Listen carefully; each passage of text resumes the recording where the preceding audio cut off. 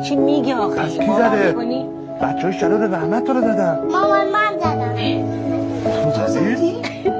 فدای سردمه. ای همه فدای تو بشم. من نباید میگفتم بچه من دستش خورد، از قصد نزد که. پاشو بیا پسرم، عمه رو ماچ کن، ازت خواهی کن. ببخشید. ببخشید چی عمه؟ برو شب بخیر. شب بخیر. حالا مامان تو عمه رو زدی؟ آره. راستشو به من بگو. نه. تو نزدی؟ نه. چی میگی آخه؟ از کی زده؟ بچه های شلال رحمت تو رو زدن. مامان من زدم. تو زدی؟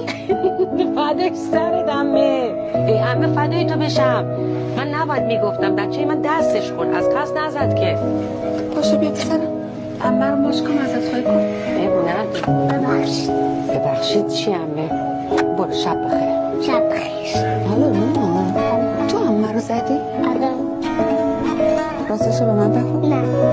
تو نزدی؟ نه.